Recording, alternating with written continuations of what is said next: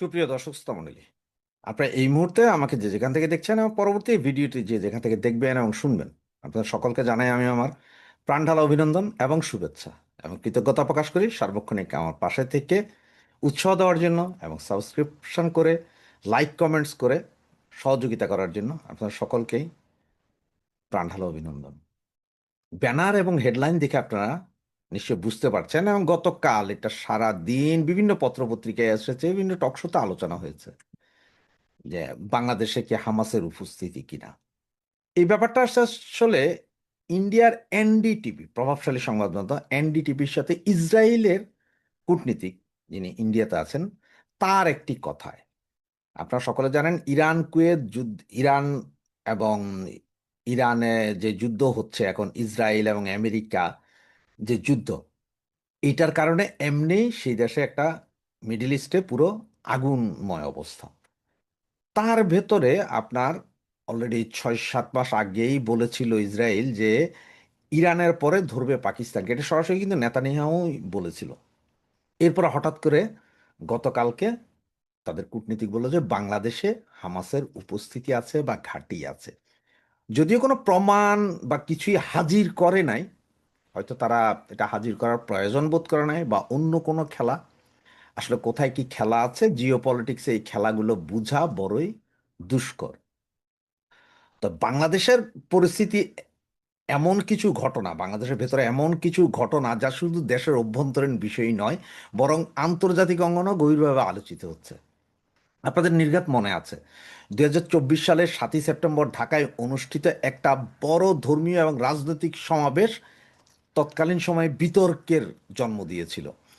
ওই অনুষ্ঠানে হামাসের নেতা খালেদ কুদ্দুমি ও খালেদ মিশেল, পাকিস্তানের বিশিষ্ট ইসলামিক চিন্তাবিদ মুফতি তাকি উসমান এবং পাকিস্তানের প্রভাবশালী ধর্মীয় ও রাজনৈতিক নেতা মৌলানা ফজলুর রহমান অংশ নেয় এবং এটা বিভিন্ন সংবাদ মাধ্যমে প্রকাশিত হয়। এটা সারা দেশে তখন ব্যাপক আলোচনা হয়, কেন এইসব ধর্মীয় উগ্রবাদী নেতারা আসবেন।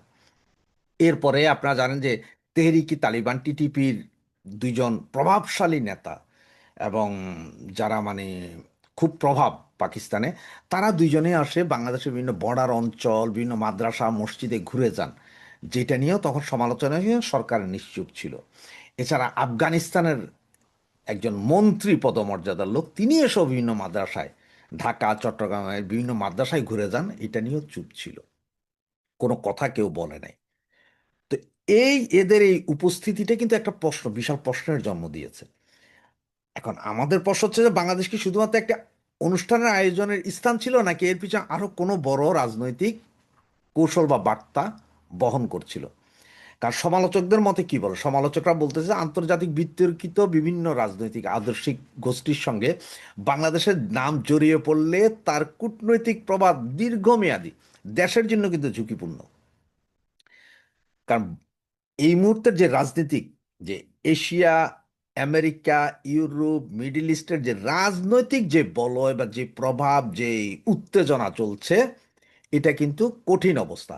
একদিকে মধ্যপ্রাচ্যের চলমান সংঘাত, অন্যদিকে যুক্তরাষ্ট্র, ইসরায়েল, ইরান, চীন, রাশিয়া, ভারত পরস্পর মানে একজন আরেকজনের প্রতিদ্বন্দ্বী, একজন পারলে আরেকজনের টাইম মতো পাইলে খেয়া ফেলাবে, এই অবস্থা।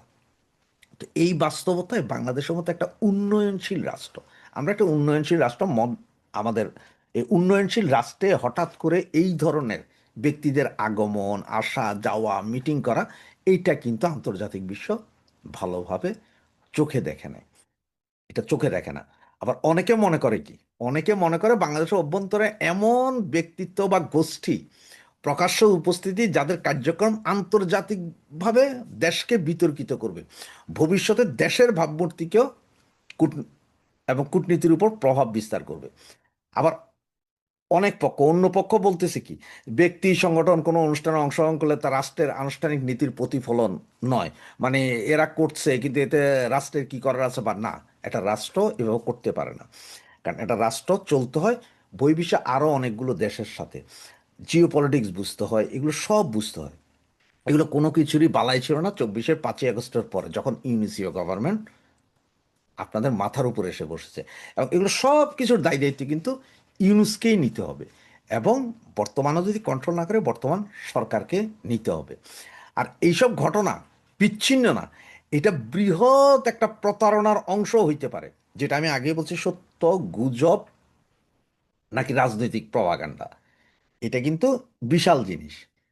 এমনকি এমনকি আমরা এমন একটা সময়ের দিকে আগায় যাইতেছি, এমন একটা অবস্থার মধ্যে বাংলাদেশটা আগায় যাচ্ছে, যেটা এখন চতুর্দিকে, আমাদের চতুর্দিকেই সমস্যা, সবার সাথে আমাদের সমস্যা, কারোর সাথে ভালো সম্পর্ক নাই। পাকিস্তানের সাথে সম্পর্ক ভালো করেন, এখানে এসে হামাস উপস্থিত হয়, এইখানে এসে ইসরায়েলি গোয়েন্দা সংস্থা উপস্থিত হয়, এইখানে এসে তেহরিক তালেবান উপস্থিত হয়, মানে একটা চরম খারাপ পরিস্থিতি। আর আমরা যদি ইতিহাস থেকে যদি শিক্ষা নেই, তাহলে সেটা হচ্ছে সবচেয়ে ভালো কথা। আজকে হয়তো ওদের অ্যাম্বাসেডর বা কূটনীতিক যিনি আছেন, উনি বলছেন, উনি প্রমাণ দেন না, উনি বলছেন পাকিস্তান এবং বাংলাদেশের নামটা নিয়েছেন। আপনাদের নিশ্চয়ই স্মরণ আছে, যেমন ইরাকে মাস ডিস্ট্রাকটিভ ওয়েপেন বা পারমাণবিক অস্ত্র বানাচ্ছে, পারমাণবিক অস্ত্র আছে, এইসব বলে আক্রমণ হয়েছিল। আফগানিস্তানে আক্রমণ হয়েছে, সিরিয়াতে আক্রমণ হয়েছে, এখন ইরানে আক্রমণ হচ্ছে। এগুলো সব কিন্তু আগে প্লট তৈরি করা হয়, 2 4 5 10 বছর ধরে প্লট তৈরি করা হয়। সেই প্লটকে আমরা পড়ছি কিনা। আমরা অলরেডি জানি যে বাংলাদেশের একটা অংশ, ভারতের কিছু অংশ, মায়ানমারের কিছু অংশ নিয়ে একটা ইহুদি রাষ্ট্র গঠন করা হবে বা খ্রিস্টান রাষ্ট্র গঠন করা হবে, এরকম কথাগুলো কিন্তু শুনছি। এবং এটার গুঞ্জন আছে এদিক ওদিক, এই গুঞ্জনগুলো কিন্তু নতুন না, এগুলো আজকে 2 বছর ধরে আমরা কন্টিনিউয়াসলি শুনে যাচ্ছি। এদিকে পাকিস্তানি জাহাজ বাংলাদেশের পোর্টে আসতেছে উইদাউট এনি চেকিং, মাদ্রাসার ভিতরে পাকিস্তানি পিস্তল পাওয়া যাচ্ছে, মেড ইন পাকিস্তান লেখা গুলি সহ। এরপরে 5ই আগস্টের পরে এইভাবে থানা জ্বালায়া দেওয়া, পোড়ায়া দেওয়া, পুলিশ হত্যা করা, সব কিছু কিন্তু হয়তো একটা রাজনৈতিক প্লট তৈরি করার একটা অংশ হইতে পারে। এরপর তো আপনাদের মৌলবাদীদেরই অত্যাচার আছে, মৌলবাদীদের সে আস্ফালন আছে। তো বাংলাদেশটা আসলে কোন পথে যাচ্ছে? এখন ইসরায়েলের পরবর্তী টার্গেট কি পাকিস্তানের সাথে বাংলাদেশও হয়ে যাবে কিনা, বা ওরা যদি একবার যদি বলে যে হামাস আছে এইখানে, এবং এটা জানেন সারা বিশ্ব, ইসরায়েল যা বলে তা বিশ্বাস করে, ইসরায়েলের কথা বিশ্বাস করে বা বাধ্য হয়।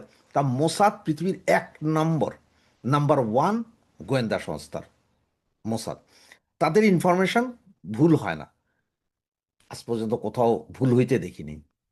আর তারা যখন এটা বলতেছে বা ইয়ে করতেছেন, ইসরায়েল কি আসলে এখানে, ইসরায়েল বা আমেরিকা কি খ্রিস্টান বা ইহুদি রাষ্ট্র গঠনের জন্য চিন্তা করছে, নাকি অন্য কোনো খেলা আছে, নাকি মায়ানমারের সেই আপনার আর্ট যেটা আছে, মায়ানমারের যেটা সবচেয়ে কস্টলি এবং যে সামগ্রীগুলো আছে এগুলো উত্তোলনের জন্য এই ঘটনা, কি হইতেছে তা বুঝি না, কিন্তু আমাদের ঠেলা দিল এই ইউনুস এবং এই জামাইত তারা। আপনারা জানেন যে হামাস আর জামাতের মধ্যে কিন্তু মিল আছে। হামাস হামাস হচ্ছে যে মুসলিম ব্রাদারহুডেরই একটা অংশ, আবার তাদেরকে সমর্থন করে কারা? এ জামাতে ইসলামরা। আসলে যে কোন দিকে দেশটা যাচ্ছে বা যাবে তা হয়তো সময় বলে দিবে। তবে এই কূটনীতিক বলা, আজকে হয়তো উনি বলছে, কালকে আরও কয়েকজনে বলবে, আসলে এটা আমাদের জন্য যে একটা বিপদ সংকেত, এবং আমরা যে বড় বিপদের দিকে এগিয়ে যাচ্ছি সেটার দিকেই দৃষ্টি দিচ্ছে, সেটার দিকেই আপনাকে ফিঙ্গারপ্রিন্ট করে দিচ্ছে যে আপনি দেখতে থাকেন। সুতরাং চোখ কান খোলা রাখেন, দেখেন কি হয়। আসলে আমরা মনে হয় বিপদেই পড়ে গেলাম। জয় বাংলা, জয় বঙ্গবন্ধু।